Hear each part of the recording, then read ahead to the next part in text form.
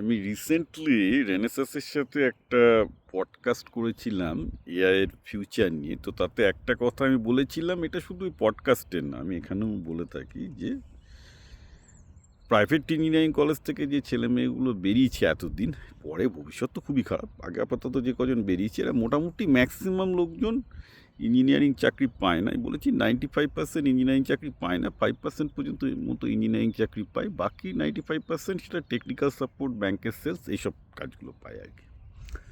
এটার জন্য আমাকে অনেকে চ্যালেঞ্জ করেছেন, বলে না, সম্ভবত যিনি করেছেন তিনি প্রাইভেট ইঞ্জিনিয়ারিং কলেজের ম্যানেজমেন্টে আছেন, যে আমাদের প্রাইভেট আমি আমি আপনাকে প্রমাণ করে দেখিয়ে দিতে পারি যে প্রাইভেট ইঞ্জিনিয়ারিং কলেজের প্লেসমেন্ট পায় 100%। হ্যাঁ, আপনি দেখাতেই পারেন, কারণ আপনি অভিভাবকদের তো দেখাচ্ছেন, কীভাবে দেখাচ্ছেন সেটাও আমি জানি। তাহলে সেটাও বলে দিন আপনারা কীভাবে, যেখানে আইআইটিগুলো মানে আইআইটি খড়গপুর 65%-এর বেশি প্লেস করতে পারে না, সেখানে private engineering college 100% placement, KIT, BIT এগুলো কী করে করছে আপনারাই বলে দিন না। তো ঘটনাটা এরকম যে এটা সবাই জানে যে ধরুন প্রাইভেট ইঞ্জিনিয়ারিং কলেজ আপনার কাছ থেকে 25 লাখ বা 10 লাখ 15 লাখ কিছু একটা নিল।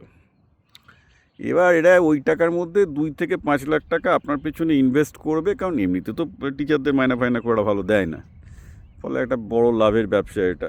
তো বেসিক্যালি কলকাতায় আপনি যান, কলকাতায় সেক্টর 5-এ প্রচুর কোম্পানি আছে যাদের কাজই হচ্ছে এই প্লেসমেন্ট করে, এসব প্রাইভেট ইঞ্জিনিয়ারিং কলেজে ছেলেগুলোকে ওরা হায়ার করে।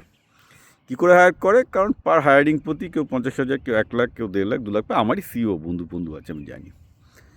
এবার তাদেরকে 6 মাসের স্যালারি দিয়ে বলে দেওয়া হয় যে তোমরা আমার এই কলেজে ছেলেটাকে হায়ার করো যাতে আমি প্লেসমেন্ট 100% দেখাতে পারি। তো এইভাবে প্লেসমেন্টটা হয়। এবার প্লেসমেন্ট হওয়ার পর বাবা মাও খুশি, ছেলে একটা চাকরি পেয়েছে, ছোটো হোক চাকরি পেয়েছে, শুরু করেছে, সে 10, 20, 12 হাজার যা মাইনা পাচ্ছে পাক। তারপর ছেলেগুলোরও ওটা দরকার হয়, কারণ তারা একটা স্ট্যাম্প দেখাতে পারে যে এখানে একটা ট্রেনিং নিয়েছেন। বাই দ্য ওয়ে, ওই কলেজগুলো মানে যে কোম্পানিগুলোর কথা বলছে, এই কোম্পানিগুলো কিন্তু একদম খুব খারাপ কোম্পানি এই জন্য বলবো না, যে ওদেরকে কিন্তু 6 মাসের ছেলেগুলোকে কাজে লাগানোর চেষ্টা করে, কারণ ওই যে কমাসের মাইনে আছে সেই কমাসেরই ওরা নেবে, তারপর বলে দেবে যে যেহেতু এটা প্রফেশনাল হায়ারিং অর্থাৎ টেম্পোরারি হায়ারিং, তারপর ছেলেগুলো জানে যে তাদেরকে তাড়িয়ে দেবে 6 মাস বা 9 মাস বাদে। কিন্তু এতদিন পর্যন্ত যেটা হয়ে এসেছিল, এই সিস্টেমটা কিন্তু চলতো। এখন এই সিস্টেমের মধ্য দিয়ে গিয়েও কিন্তু অনেকে চাকরি পেয়েছে, প্রচুর চাকরি পেয়েছে। ইনফ্যাক্ট অনেকে বলা কেন, অধিকাংশ চাকরি পেয়ে যেত, কারণ এই মোটামুটি 6 থেকে 12 মাস যা থাকতো, কিছু শিখতো, অন প্রজেক্টে কিছু শিখতো, কিছু এই হতো।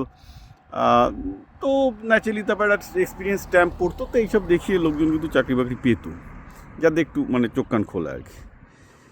তো এতদিন পর্যন্ত ঠিকই ছিল, ওটাকে পুরো স্ক্যাম বলা যাবে না। প্রবলেম হচ্ছে এরপরে কী হবে, এরপরে কিন্তু এটা পুরো স্ক্যাম হয়ে যাবে, that is the main problem. কারণ এরপরে কিন্তু এআইয়ের যুগের এই জবগুলো আর থাকবে না, দ্যাটস দ্য মেন প্রবলেম।